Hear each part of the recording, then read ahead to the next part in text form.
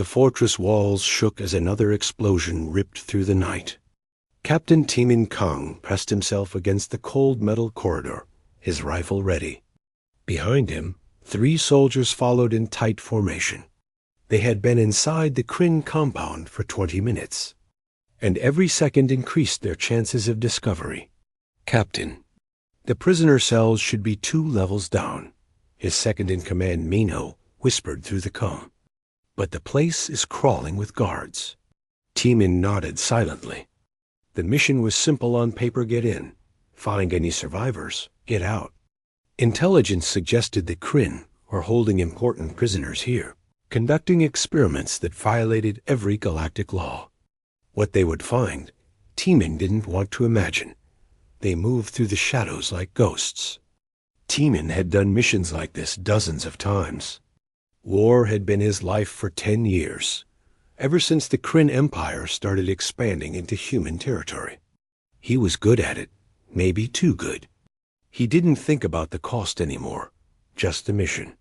The first cell block made his stomach turn. Bodies lay everywhere, some human, some alien species he recognized, others he didn't. The Kryn had been thorough in their cruelty. Minho checked for survivors, but found none. They moved deeper into the facility. "Sir, I'm picking up a power signature," one of his soldiers reported. "Some kind of energy field, 2 corridors ahead." Energy fields meant something valuable. Timin signaled his team forward. They cleared 3 more corridors before finding it a massive door, sealed with technology far beyond standard Kryn equipment. Whatever was behind it, they wanted it contained. "Plant the charges," Timin ordered. "We blow it fast and hard." The explosion was controlled but loud. Alarms started blaring immediately throughout the facility. They had minutes now, maybe less. The door crumbled inward, revealing a chamber that glowed with blue light. And there she was. The woman hung suspended in the center of the room, chains of pure energy wrapped around her wrists and ankles. Her skin was pale, marked with patterns that seemed to glow faintly in the darkness. She wore torn clothing that might have once been elegant. Her eyes opened as they entered bright silver eyes that fixed on Timin with an intensity that made him freeze. "Human soldiers," she said quietly. Her voice was weak but clear. "I knew someone would come." "Who are you?" Timin asked, approaching carefully. The energy chains hummed with power, and he could see they were causing her pain. "My name is Arin. I am the Crown Princess of Valthera." She tried to smile, but winced instead. "You need to destroy the suppression device." Behind you, the control panel. Minho was already moving. "These controls are complex, Captain. Give me 30 seconds. "We don't have 30 seconds, another soldier called from the doorway. "Kryn forces are converging on our position." Timin made a decision. He raised his rifle and fired 3 shots into the control panel. Sparks flew everywhere, and the energy chains flickered. Arin screamed, not in pain, but in what sounded like relief. The chains shattered, and she collapsed forward. Timin caught her before she hit the ground. The moment their hands touched, something happened. A wave of energy pulsed through him, images flooding his mind visions of a beautiful world with floating gardens, memories of captivity and torture, feelings of hope and desperation. He gasped, and so did she. Their eyes met, and for a moment, the war didn't exist. "What was that?" Timin managed to ask. "A connection," Arin whispered. "My abilities were suppressed for months. When you freed me, when we touched, a bond formed." "I'm sorry." "I didn't mean—" "Explanations later," Minho interrupted. "We need to move now." Timin pulled Arin to her feet. She was weak, barely able to stand.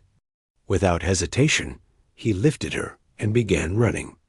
His team fell in around them, weapons firing as Kryn soldiers appeared in the corridors. The retreat became a running battle. Timin's soldiers laid down covering fire while he carried Arin toward the extraction point. She was light in his arms, but growing heavier with each step. His own wounds from earlier firefights were bleeding again, but he pushed through the pain. "Put me down," Arin said suddenly. "I can help. You can barely stand. Trust me." Against his better judgment, Timin set her on her feet. Arin raised her hands, and her eyes began to glow. The silver patterns on her skin blazed with light. Suddenly, a wave of invisible force erupted from her, slamming into the pursuing Kryn soldiers and sending them flying backward. "I am Veltharan," she said, her voice stronger now. "We are telepathic.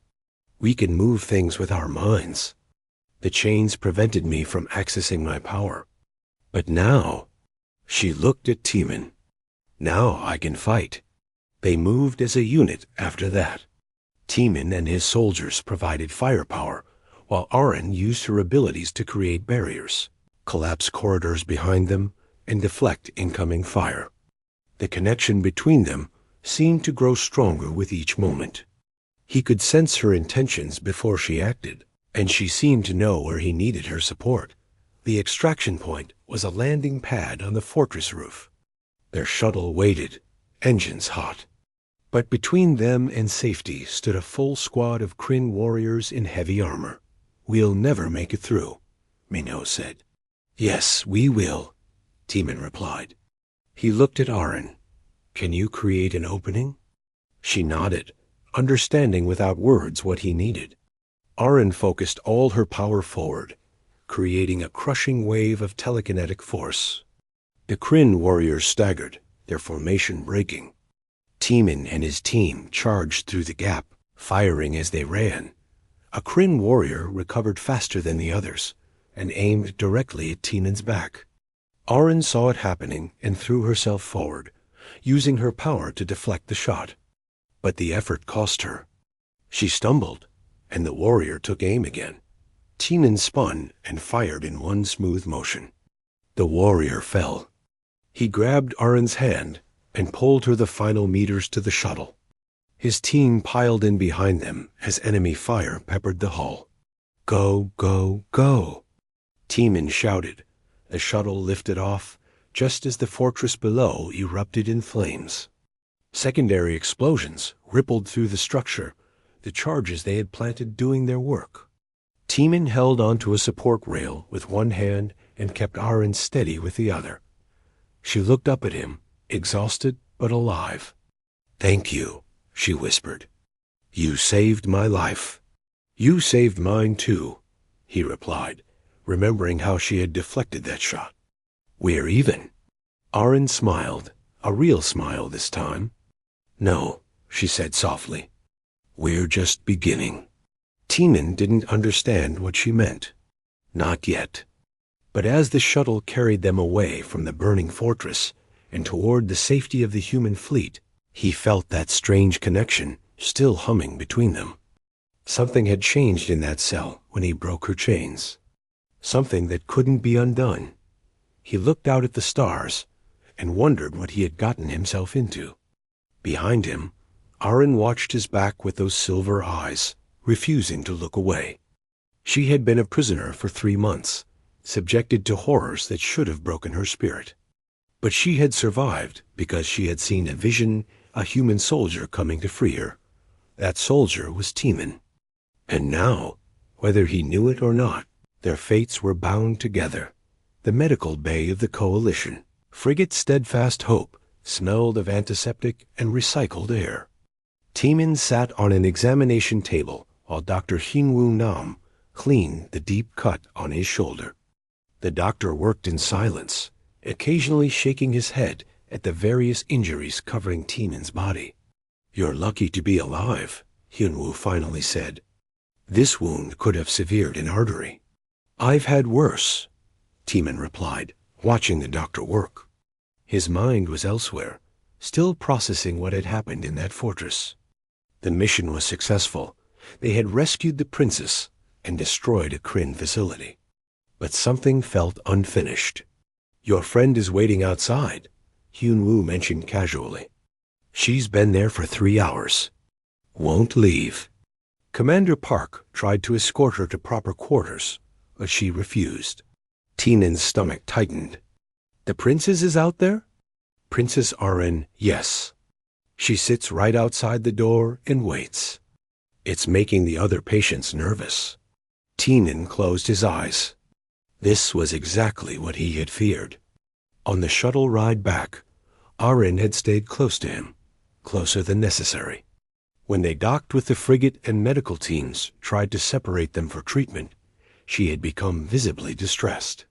It took Minho's gentle persuasion to get her to let go of Tieman's hand. "Tell her I'm fine," Tiemann said. "Tell her to get rest in her own quarters." I did. She won't listen. Hyunwoo finished bandaging the shoulder. She says she needs to stay near you. Something about a bond? Before Tiemann could respond, the door opened. Commander Yoonji Park walked in, her expression showing clear frustration. She was a veteran officer who had seen everything, but this situation clearly tested her patience. "Captain Kang," she said formally, "we need to talk about our guest. I didn't invite her to follow me, Commander. I understand that. But she is following you. She's following you everywhere. When you were in surgery earlier, she tried to enter the operating room. Security had to restrain her gently. Of course, she's royalty. But this cannot continue." Tiemann rubbed his face with his good hand. "What do you want me to do?" "Talk to her. Make her understand that she has her own quarters, her own schedule. The Veltheron government is sending a ship to collect her in 2 days. Until then, she needs to maintain appropriate distance." After Yoonji left, Tiemann dressed slowly and stepped outside. Sure enough, Arin sat in a chai against the wall, her silver eyes watching the door. She stood immediately when she saw him. "You're healed," she said, relief clear in her voice. "Mostly. You should be resting too." "I cannot rest when separated from you." Arin spoke matter-of-factly, as if stating an obvious truth. "The bond we formed is not a simple connection. When you freed me, when your hand touched mine and our minds met, something permanent happened." Tiemann gestured for her to walk with him. They moved through the frigate's corridors, drawing stares from crew members. A human soldier and an alien princess made an unusual pair. "Explain this bond to me," Tiemann said quietly. "I felt something in that cell, but I don't understand it." Arin took a breath. "My people are telepathic. We feel emotions and thoughts of those around us. When someone saves our life in a moment of extreme danger, especially if telepathic contact occurs, a soul bond can form. It's rare, but it happens. And what does this bond mean? It means I am connected to you. Your emotions, your presence, I feel them constantly. Being near you is comfortable, natural. Being away from you causes physical pain and mental distress." She looked at him with those strange, beautiful eyes. "I know you didn't ask for this. I'm sorry." They reached an observation deck overlooking the stars. Tiemann leaned against the window, trying to process everything. He was a soldier. His life was simple: follow orders, complete missions, survive. This bond complicated everything. How long does it last? He asked. It fades. Usually after several weeks or months. The intensity decreases until we can function independently again. Arin stood beside him. "But until then, I need to stay close to you. It's not a choice I'm making. It's a biological necessity. The Veltheran ship arrives in 2 days. They'll take you home. I know. And the thought of that distance terrifies me." Her voice cracked slightly. "I spent 3 months in chains, Tiemann. 3 months of darkness and pain. You were the light that freed me. Right now, you're the only stable thing in my universe." Tiemann turned to look at her properly. She was beautiful in an otherworldly way, but that wasn't what struck him.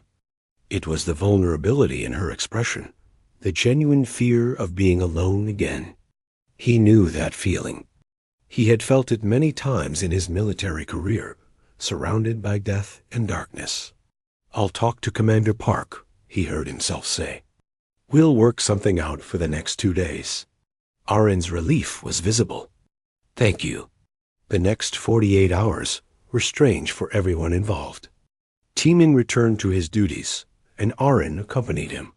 She sat quietly during his debriefings, attended his medical checkups, and even joined him in the mess hall for meals. At night, she took quarters directly next to his, and he could sense her presence through the wall. The crew gossiped endlessly. Some found it romantic. Others found it inappropriate. Minho took a more practical view. "She's traumatized," he told Teeman over coffee. 3 months of captivity would break most people. "You're her anchor right now. That's not necessarily about you personally. You just happen to be the person who saved her." "The bond is real, though," Teeman said. "I can feel it too now. Not as strongly as she does, but it's there. When she's distressed, I know it. When she's calm, I feel calmer. That's going to make separation difficult." Teeman nodded. He didn't want to think about it. On the second night, Teeman woke to the sound of screaming. He bolted from his bed and rushed to Arin's quarters. She was in the grip of a nightmare, tangled in her sheets, reliving her captivity. He entered without thinking and went to her side. "Arin," he said firmly, taking her hand. "You're safe. You're on the Steadfast Hope. You're not in that cell anymore." Her eyes opened, wild and frightened. Then she saw him, and the fear slowly faded. She gripped his hand like a lifeline. "I dreamed I was back there," she whispered. "Back in the chains. And you never came. But I did come. You're free now." Arin didn't let go of his hand. "Stay with me, please, just until I fall asleep again." Teeman should have refused. It was inappropriate on multiple levels. But he found himself sitting on the edge of her bed, holding her hand while she slowly relaxed. Her breathing evened out, and the glowing patterns on her skin dimmed to a soft pulse. Within minutes, she was asleep. He tried to leave, but her hand tightened unconsciously around his. So he stayed, sitting in the dark, wondering how his life had become so complicated. The Veltheron ship arrived on schedule. It was an elegant vessel, beautiful and advanced. Representatives came aboard the Steadfast Hope to collect their princess. Arin stood in the docking bay, dressed in formal Veltheron clothing they had provided. She looked every inch the royalty she was, but her eyes kept drifting to Teeman. "Thank you again for your service," the Veltheron ambassador said formally to Teeman. "Our people owe you a debt." Teeman nodded, but said nothing. What could he say? Arin approached him. The ambassadors and crew members watched carefully.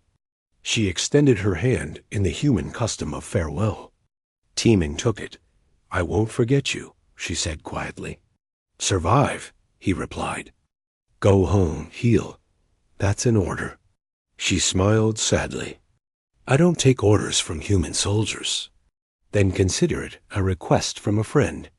The word friend seemed to pain her, but she nodded. Their hands separated, and immediately Teeman felt the absence. It was like a cold wind suddenly blowing through him. Arin's face went pale, but she maintained her composure. She walked toward the Veltheran ship with dignity. Just before entering, she looked back one final time.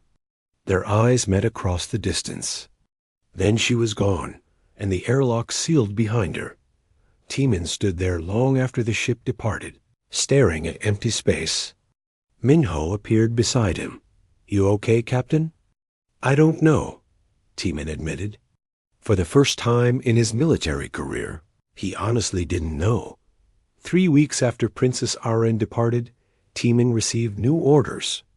Instead of returning to active combat duty, he was being reassigned to Taro Station, a frontier outpost that handled diplomatic relations and supply logistics. The orders came directly from Coalition Command and included a classified attachment. Minho helped him pack his gear. Taro Station? That's basically a vacation posting. What did you do to deserve that?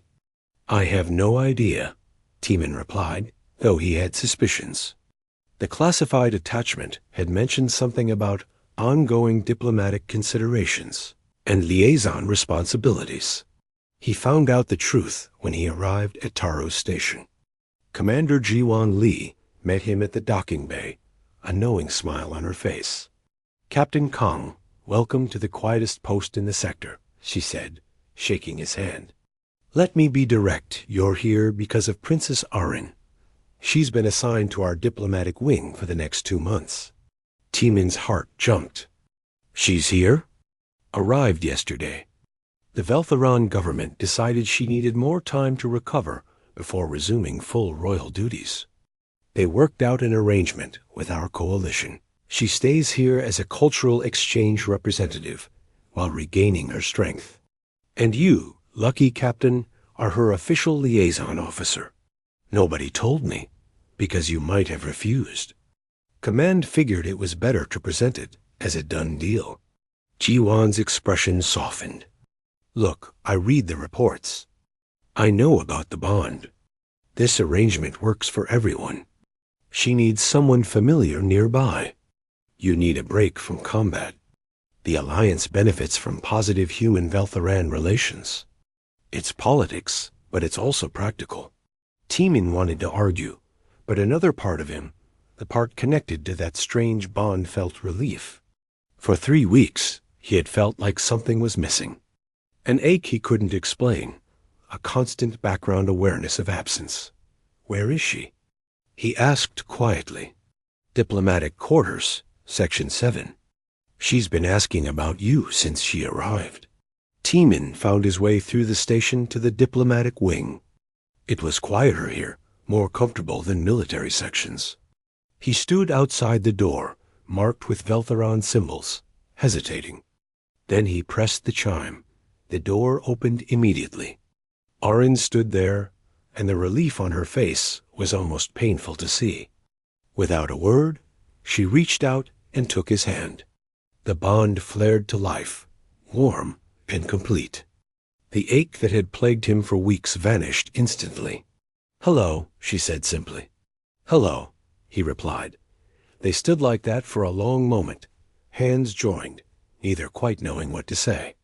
Finally, Arin stepped back and invited him inside. Her quarters were larger than his, decorated with Veltheron art and comfortable furniture. I didn't know they were bringing you here, Teeman said.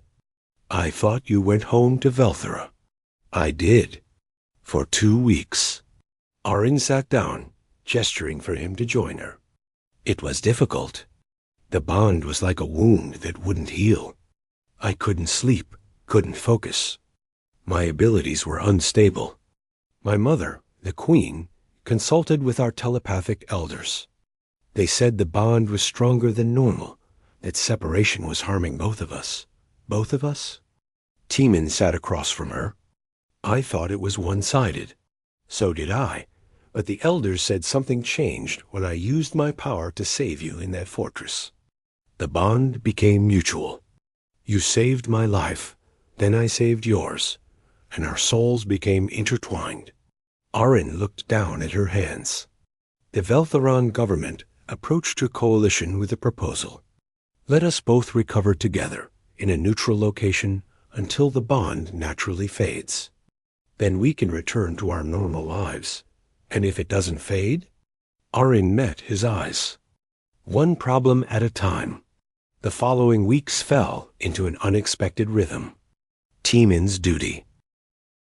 E's as liaison officer were minimal, mostly escorting Arin around the station, facilitating her meetings with other diplomats, and ensuring her safety. It gave them time together without the pressure of military operations or royal protocols. Arin was curious about everything human. She wanted to understand their culture, their technology, their way of thinking. Teeman found himself explaining things he had never thought about before. Why humans valued individuality so highly. why they organized their military in specific ways, what their foods tasted like. In return, Arin told him about Velthera. She described cities that floated above vast oceans, gardens that grew in zero gravity, a society built on telepathic harmony rather than verbal communication. Her world sounded beautiful and alien and impossibly far away. "Do you miss it?" Teeman asked one evening. They were in the station's observation lounge, watching stars drift past the windows. "Every day," Arin admitted. "But I also know I couldn't have stayed there. Not yet. The bond made it impossible." She paused. "Do you resent me for this? For binding you to me without your consent?" "I did at first," Teeman said honestly. "I'm a soldier. My life is structured, controlled. This bond threw everything into chaos." He looked at her. "But I don't resent you anymore. You didn't choose this either. We're both just trying to survive it." A friendship grew between them, built on honesty and mutual understanding. Sergeant G.A. Kwan, a combat medic stationed at Taros, befriended Arin as well. G.A. helped her understand human military culture, the unspoken rules and traditions that governed life on the station. "Your captain is well respected," G.A. told Arin during one of their conversations. "The soldiers here know his reputation. He's the kind of officer who brings his people home alive." Arin watched Timon across the mess hall, seeing him laugh at something Minho said. "He carries heavy burdens. All good soldiers do. But I've noticed something. He's lighter since you arrived. Less haunted." G.A. smiled. "Maybe you're good for each other." The peace didn't last. 2 months into Arin's stay at Taros Station, intelligence reported Kryn activity in the sector. Specifically, Kryn bounty hunters were asking questions about a Veltheron princess stationed at a human outpost. The fortress raid had embarrassed the Kryn Empire, and they wanted revenge. Security increased immediately. Teeman moved into protective mode, always alert, always scanning for threats. Arin noticed the change in him, the soldier fully awakened. The first assassination attempt came during a diplomatic reception. A Kryn infiltrator disguised as a trade representative pulled a weapon and fired at Arin. Teeman reacted instantly, throwing himself between her and the shooter. His body armor took most of the impact, but he went down hard. Arin's scream filled the room. Her telepathic power exploded outward in a wave of pure force, crushing the assassin against the far wall. Station security rushed in, but the threat was already neutralized.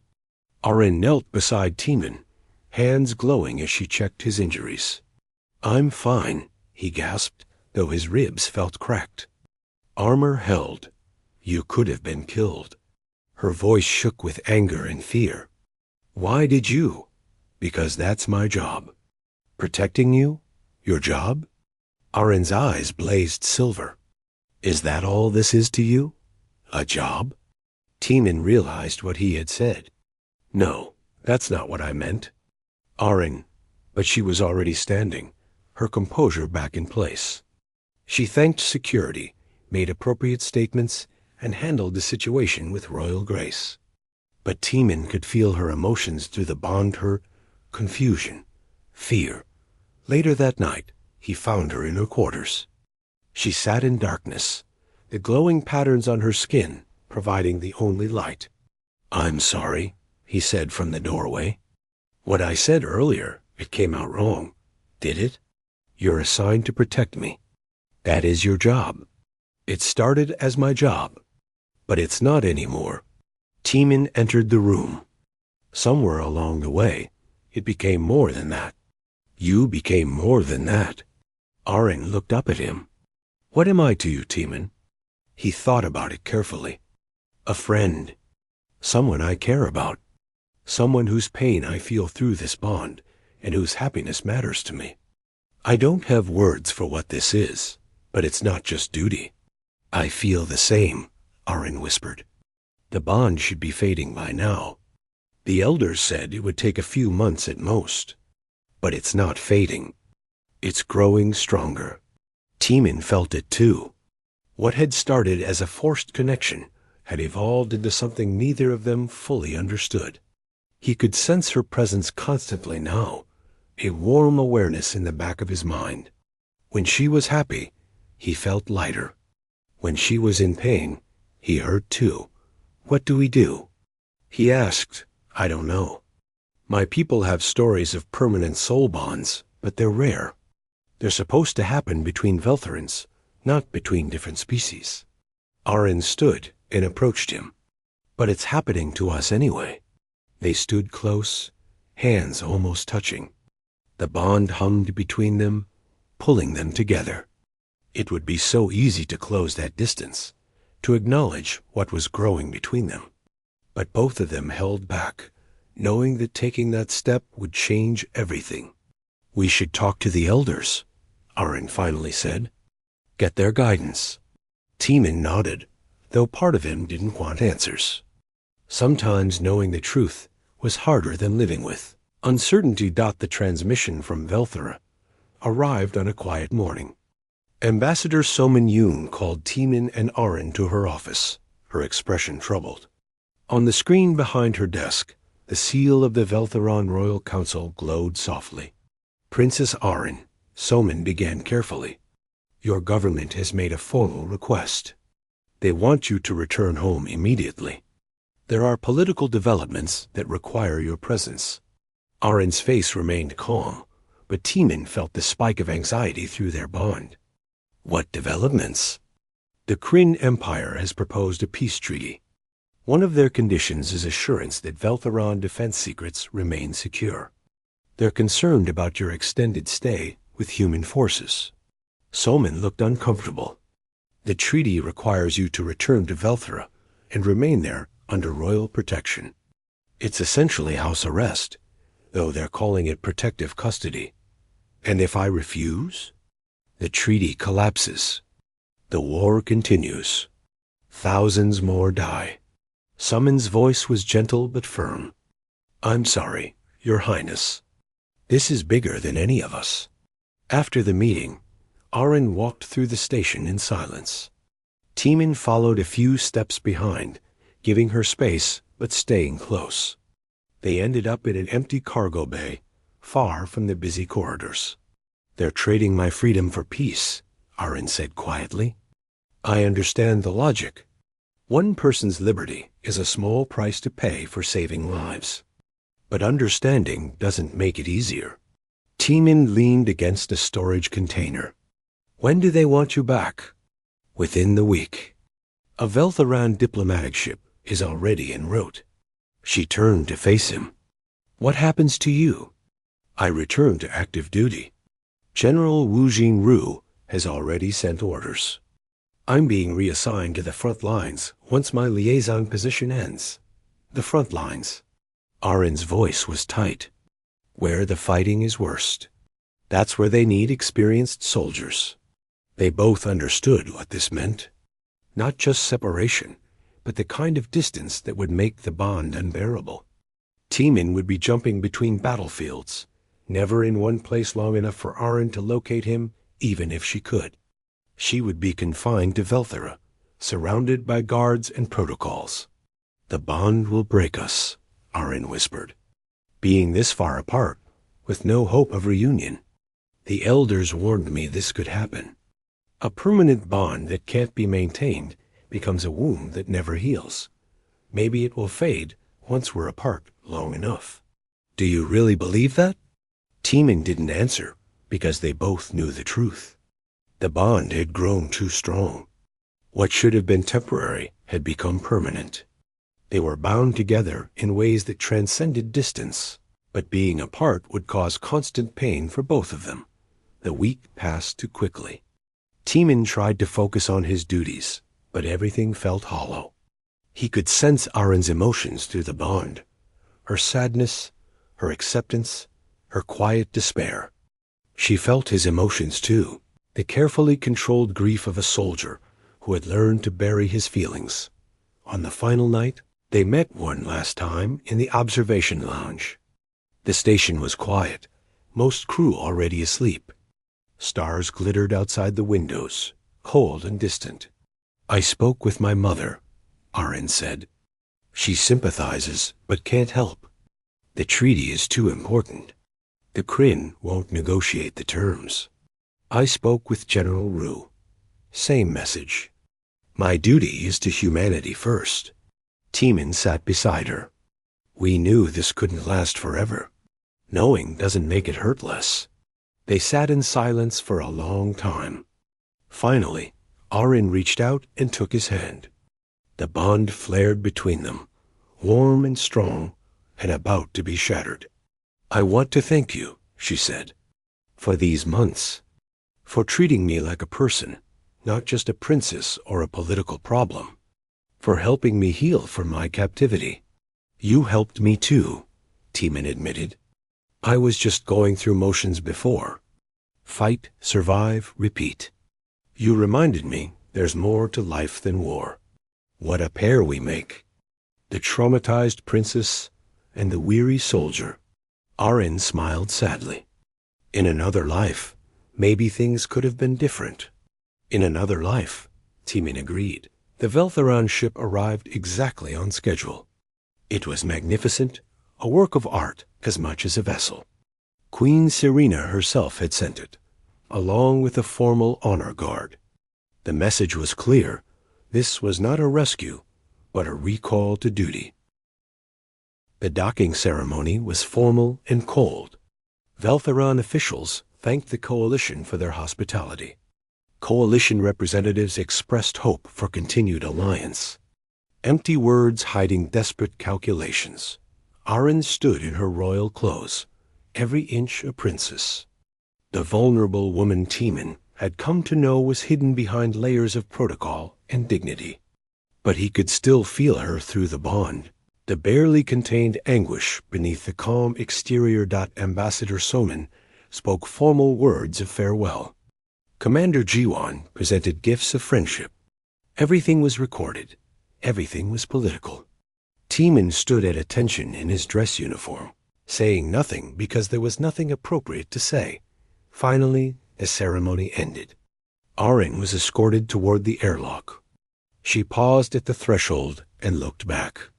Her silver eyes found Teeman across the docking bay. For a moment, the mask slipped, and he saw her pain clearly. Then she stepped through the airlock, and the door sealed behind her. EMIN stood at attention until the Veltheran ship departed. Until it was just a point of light among the stars. Until even that light vanished into the vastness of space. "Captain," Jiwan said quietly, "you should rest. Your transport to the front leaves tomorrow." Teeman nodded, but didn't move. He could still feel Arin through the bond, growing more distant with each passing moment. It was like watching part of himself being torn away. Slowly, agonizingly. The next 6 months were brutal. Teeman threw himself into combat with reckless intensity. He volunteered for the most dangerous missions, elite assaults that should have been suicide runs, fought like a man with nothing to lose. His soldiers noticed. His superiors noticed. But his record of success kept him from being pulled from duty. Minho confronted him after a particularly dangerous operation. "Captain, you're going to get yourself killed." "I'm doing my job." "No, you're trying to stop feeling. And it's not working." Minho grabbed his arm. "She's still there, isn't she? In your head. Across all that distance, you still feel her." Teeman couldn't deny it. The bond had not faded. If anything, it had become more painful. He could sense Arin's presence like a phantom limb, always there, but never touchable. Sometimes he felt her sadness, her loneliness, her slow fading. It was killing both of them by degrees. On Velthera, Arin performed her royal duties with mechanical precision. She attended councils, made public appearances, said appropriate things at appropriate times. But her people noticed the dimming of her luminescent markings, the withdrawal from telepathic connections, the emptiness in her eyes. Queen Serena watched her daughter fade and felt helpless. The peace treaty was working, casualties were down, diplomatic relations improving. But the cost was destroying her child. "Mother," Arin said one evening, "I need to tell you something. The bond isn't fading. The distance is destroying both of us." "Both?" "Teeman feels it too. I can sense his pain across the light years. He's fighting recklessly, trying to escape what he feels. He's going to die out there, and part of me will die with him." Serena took her daughter's hands. "What do you need?" "I need to be with him. Not because of duty or politics. Because my soul is bound to his, and being apart is killing us both." Arin met her mother's eyes. "I know what I'm asking. I know what it means politically. But I'm asking anyway." The queen looked at her only daughter, saw the truth written in every dimming mark on her skin. Then she made a decision that would change everything. "Then we find a way," Serena said firmly. "I will not lose you to politics and treaties. Not when there's an alternative." "There is no alternative." The Kryn broke the treaty first," Serena interrupted. "Intelligence reports suggest their attack on that human colony was authorized at the highest levels. They violated the peace agreement. That changes everything." Arin felt hope for the first time in months. "What are you saying?" "I'm saying that maybe it's time we stopped letting others dictate our choices. You saved yourself from captivity. You formed a bond with a brave human soldier. You have a right to your own life." Queen Serena stood tall, looking every inch the monarch she was. "And I have the power to fight for that right." Across the vast distances of space, Teeman woke from restless sleep, feeling something change in the bond. Not fading, not breaking, but shifting somehow. A new emotion from Arin, determination mixed with hope. He didn't understand what it meant. Not yet, but for the first time in months, the constant ache lessened just slightly.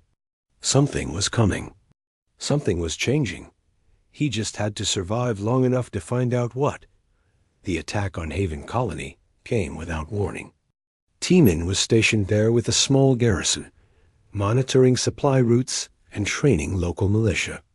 It was supposed to be a quiet assignment, a brief respite before his next combat deployment. Then the Kryn warships appeared in orbit, and quiet became chaos.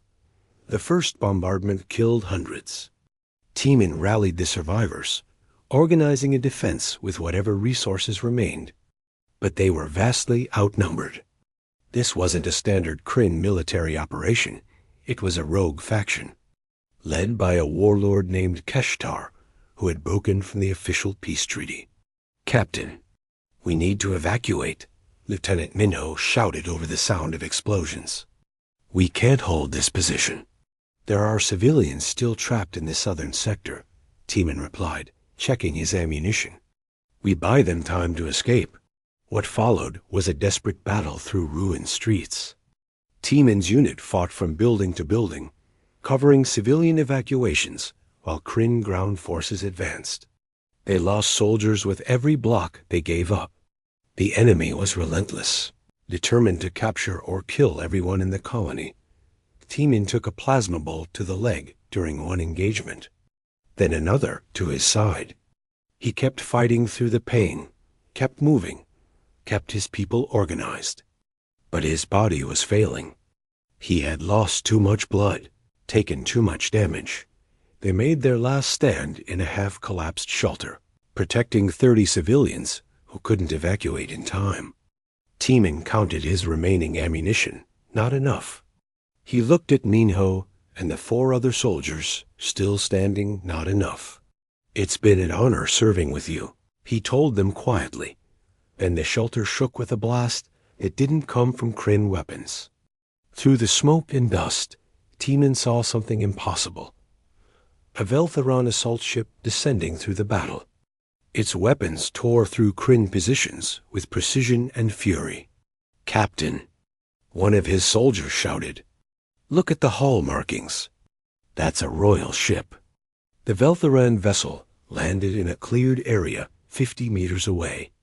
A boarding ramp descended, and warriors in ceremonial armor emerged, warriors trained to protect the royal family. And at their center, glowing with power, stood Princess Arin. She had come for him. Timon tried to stand, but his injured leg collapsed. Arin saw him and ran forward, her guards following. She dropped to her knees beside him, hands glowing as she assessed his injuries. "You found me," Timon managed to say. "I will always find you." Arin's voice was fierce. "We're bonded, remember? I felt when you were in danger. I felt your pain across all those light years. You shouldn't be here. The treaty was broken by these Kryn. Now be quiet and let me save your life." Again, Arin's power flowed through him, stabilizing his wounds, keeping him conscious. Her warriors engaged the remaining Kryn forces, while her ship provided covering fire. It was a rescue operation, executed with royal authority and military precision. They evacuated everyone Timon's soldiers, the trapped civilians, anyone still alive in the colony. The Veltheran ship lifted off just as Haven Colony's main power plant exploded. Timon watched from a medical bay as the world he had tried to defend became a ball of fire below them. "So many dead," he whispered, "but not you." Arin sat beside him, holding his hand. Through the bond, he felt her absolute certainty. "Not you. I won't allow it." Timon looked at her properly for the first time since Taro Station. She looked stronger, more determined. The fading luminescence he had sensed through the bond was blazing bright again. "What changed?" he asked. "You were trapped on Velthera, bound by treaty." "My mother changed. The treaty changed. Everything changed." Arin squeezed his hand. Keshtar Esatak violated the peace agreement. The official Krim government condemned it, but couldn't stop him. That gave both our governments political cover to respond however necessary. And you responded by coming to rescue me yourself. I told my mother that if I lost you, she would lose me. That the bond wasn't a temporary thing, but something permanent and necessary. She understood. Arin's expression softened. And she remembered what it was like to be young and to find someone worth fighting for. So she authorized this mission. Over the next days, as Timon recovered, the political situation crystallized. The attack on Haven Colony became a rallying point. The rogue Kryn faction was condemned by all sides. Velthera and the Human Coalition found common cause in hunting down the warlord responsible. More importantly, the incident proved what Arin and Timon had been saying all along. They were stronger together.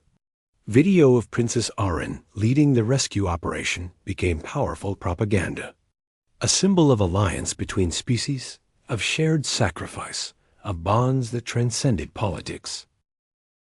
Elder Myra, the ancient Veltheran telepathic master, was brought in to examine the bond. She spent hours in meditation with both Arin and Timon, probing the connection between them with her vast experience. "This is extraordinary," she finally announced to the assembled officials from both governments.